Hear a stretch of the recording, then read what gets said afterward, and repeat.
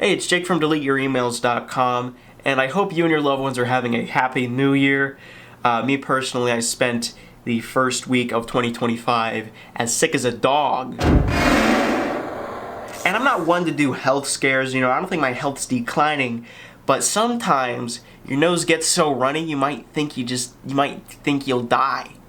Okay, so that's where I am right now. And I've been ruminating, I've been thinking a lot, and you know what I thought? I thought to myself, I feel like my videos have too narrow of a demographic here. So what's a video that people could watch with their families? And I thought of it.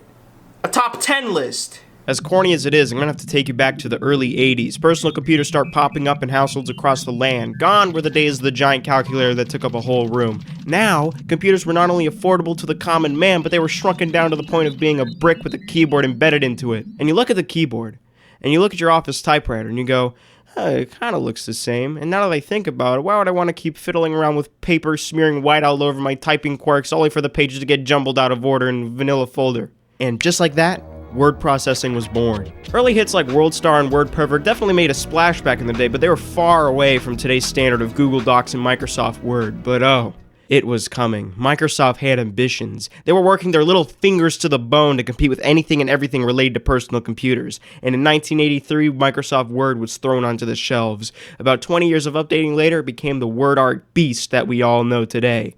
However, newer doesn't always equal better. These last couple releases of Microsoft Office have remained exactly the same, save for some gimmicky feature tacked onto the top of it. Which begs the question, what was the best version of Microsoft Word? How far can I go back without wanting to microwave a hamster? To find out, I dug through the WinWorldPC.com and picked out what I consider the top 5 versions of Microsoft Word.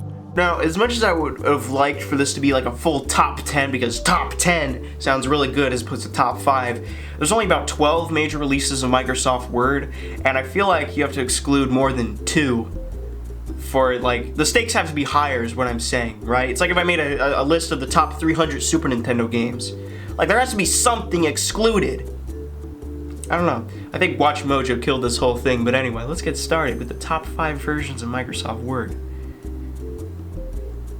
Go.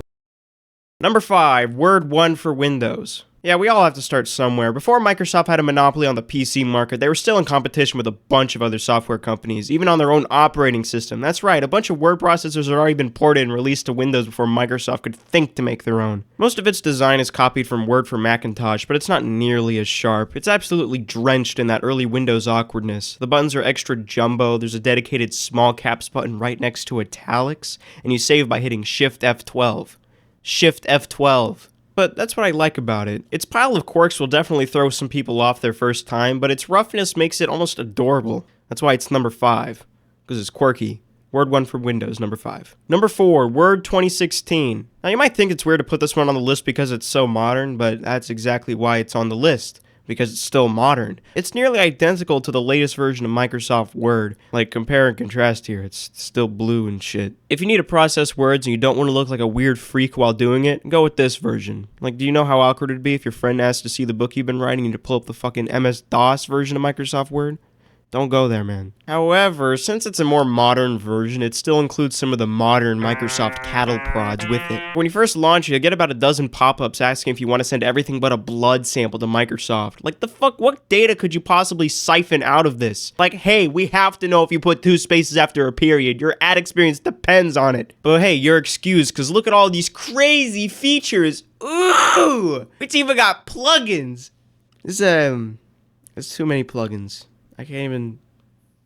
Jesus. Number 3, Word 5 for Macintosh. You thought I was just gonna forget that whole line, huh? You think I'm gonna pass on some classic Mac representation? Just look how crispy it is. You know that they try to make every single pixel count here, and damn was it worth it. This one's on the list for its aesthetics alone. Just look at that dithering. Anti-aliasing, what do you call this? Monochrome patterns? Leave your answers in the comments below. My only gripe with this one is its nondescript buttons. I don't know what you need 3 up arrows for, 5. This one either adjusts line height or adds a roof to my document. The one time I actually want tooltips in an application and they're not here. It's either this or no buttons, like Word 3 for Macintosh. Yeah, on this one you do everything through the drop-down menus, which is why it's not on the list. Number 2, Word 97. This one's a stone cold classic and has everything you'd hope for from an old version of Microsoft Word. This was during the 95 days where Microsoft was trying to make all the Office product look as neat and uniform as possible. And hey, everything here is pretty much where it ended up being, with the added bonus of those beautiful 3D looking inset borders. And also Clippies here for some reason. Yes, Word 97 marked the first appearance of Clippy, the Microsoft agent thing. Now, I've seen implications that the consensus of Clippy has flipped to being positive, but I still don't find him all that useful. All he does is just jump around and begs me to ask him for help while playing fucking sparkle sound effects. First of all, I'm not 2. Second of all, it's really fucking distracting when I'm trying to work. Get help writing a letter? What is it, my first week on the fucking computer? Are you calling me a retard? I'm a veteran of this shit. 14 hours a day. This is a real statistic, by the way. Despite that, Word 97 was a very popular version at the time, and I'd recommend it. It's a beautiful and a very well-rounded version of Microsoft Word, but I can do you one better, which is why this one is number 2.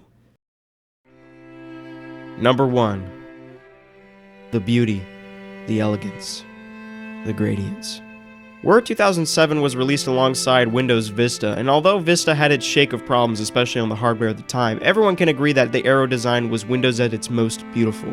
All gloss, no moss. Look at these buttons, man. I've seen this orange outline in my dreams, and I wake up crying every morning because of it. But it's not number 1 on its sheer looks alone. What do I look like, a lookist? Look, its feature set is on par with the latest versions of Word. You got smart art, you got comments, you got macros, you got etc. The placement of everything is perfect. It keeps out of your damn way and completely lacks any of the usual Microsoft cattle prods. No registration, no plugins, no SkyDrive. Everything here has and fulfills a purpose. Though the envelope generator is debatable. I don't even know how to use this. And unlike some of the other versions on this list, I wouldn't be too worried about compatibility problems on this one. I flipped between Word 2007 and 2016 multiple times while writing this script, and not once did it pull on the back of my shirt crying that something was wrong. Compatibility mode was off too, so if that makes a difference. It's beautiful, it's incredible.